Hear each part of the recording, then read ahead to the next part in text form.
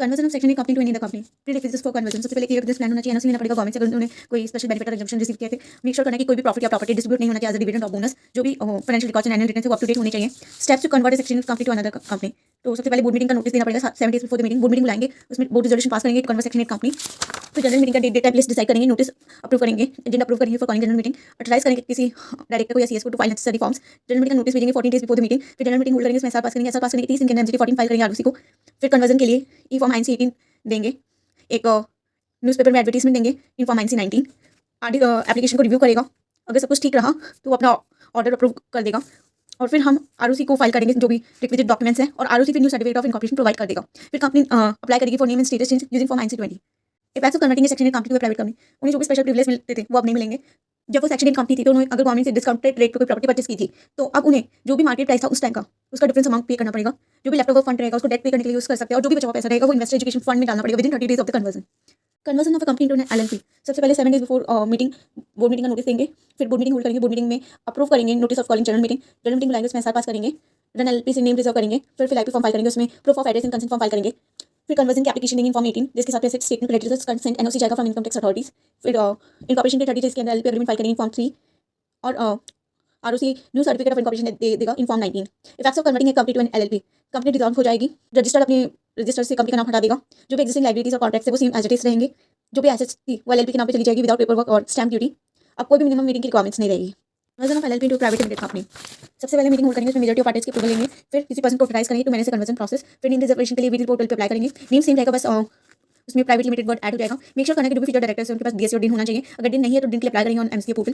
फिर USC form file करेंगे, उसके साथ list of members and first director देंगे। एफआरडी देंगे डायरेक्टर्स का confirming their eligibility. List of LLP partners देंगे, एलएलपी एग्रीमेंट देंगे, रजिस्ट्रेशन सर्टिफिकेट देंगे, statement of share capital and NOC from creditors provide करेंगे। Copy of newspaper advertisement and other required documents provide करेंगे। Submit करेंगे spice plus form and other attachment similar to a new company registration. Conditions for conversion. सारे partners को agree होनी चाहिए for conversion. जो भी legal requirements और जो भी फाइलिंग है वो अप टू डेट होनी चाहिए। नोटिस देंगे newspaper, one in English one in local language. LLP के अंदर कम से कम 2 पार्टनर्स होने चाहिए फॉर द न्यू कंपनी, और एलएलपी के अगेंस्ट में कोई भी आउटस्टैंडिंग चार्ज नहीं होना चाहिए। जो भी newly converted private limited company होगी उसके अगेंस्ट में कोई भी कैपिटल गेन टैक्स अप्लाई नहीं होगा। Conversion of OPC to private और पब्लिक कंपनी। अगर प्राइवेट कंपनी में कन्वर्ट हो रहे हैं तो 2 मेंबर्स चाहिए, और पब्लिक कंपनी में कन्वर्ट हो रहे हैं तो 7 मेंबर्स चाहिए। Procedure for conversion of OPC to private और पब्लिक कंपनी। सबसे पहले बोर्ड मीटिंग का नोटिस भेजेंगे 7 डेज बिफोर द मीटिंग। फिर बोर्ड मीटिंग बुलाएंगे, अप्रूव करेंगे कन्वर्जन को, बोर्ड रिजोल्यूशन पास करके डेट टाइम लिस्ट डिसाइड करेंगे फॉर कॉलिंग जनरल मीटिंग, और नोटिस एंड एजेंडा अप्रूव करेंगे। किसी डायरेक्टर को या सीएस को ऑथराइज करेंगे to handle paper work. Approve करेंगे changes to number of directors. MOA और एओए को अप्रूव करेंगे। मीटिंग के 21 days before on notice send करेंगे सारे मेंबर्स डायरेक्टर्स और ऑडिटर्स को। जनरल मीटिंग में एसआर पास करेंगे, चेंजेस करेंगे एमओए और एओए में। एमजीटी 14 फाइल करेंगे within 30 days of passing SR. उसके साथ साथ notice of general meeting, explanatory statement, certified copy of SR, altered MOA AOA और certified copy of board resolution भेजेंगे। और कन्वर्जन का फॉर्म है 96 वो भी अप्लाई करेंगे टू आरओसी, और आरओसी में न्यू सर्टिफिकेट ऑफ इनकॉर्पोरेशन देंगे 925। Condition for conversion. एमओए और ए को अल्टर करना पड़ेगा, इंक्रीज करने पड़ेंगे नंबर ऑफ डायरेक्टर 2 और 3 एंड मेंबर्स 2 और 7 एज नीडेड। कंप्लाई करने पड़ेंगे section 18 of the companies act. Points to remember. अगर कंपनी में सिर्फ एक डायरेक्टर है तो बोर्ड मीटिंग बुलाने की जरूरत नहीं है, वही सारे सब कुछ हैंडल करके रिजोल्यूशन पास कर देगा। अगर कंपनी में सिर्फ एक मेंबर है तो मेंबर खुद से सारे रिजोल्यूशन पास कर देगा और फॉर्मेलिटी बुला लेगा। So there is no actual need of calling general meeting. Minors can not be member और hold shares in an OPC. OPC कभी भी सेक्शन 1 कंपनी में कन्वर्ट नहीं हो सकती, और engage in non banking financial activities. Same procedure रहेगा of converting a private company into an OPC. Converting a private company to a public company.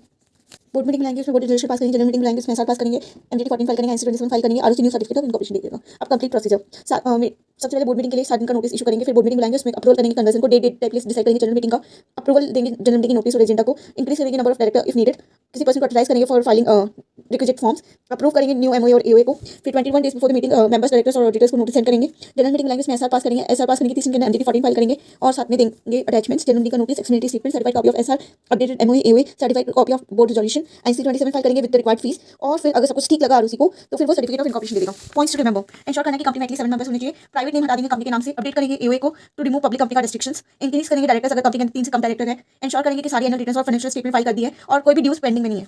After converting to a public company सबसे पहले हम एक new PAN card लेंगे with new company name, update करेंगे bank accounts, notify करेंगे income tax and other regulatory agencies, update करेंगे company के documents, new rubber stamp लेंगे with new company name, show करेंगे न्यू कंपनी का नाम at all office locations, inform करेंगे government department जैसे GST, provident fund, income tax etcetera. Update करेंगे banks को कि हमने कंपनी को कन्वर्ट कर लिया है। Converting a public company to a private company. Benefits of converting public company to private company, members कम रहेंगे, कंप्लाइंसेस कम होंगे, बेटर कंट्रोल रहेगा, इंडिपेंडेंट डायरेक्टर वुमेन डायरेक्टर्स की नीड नहीं रहेगी।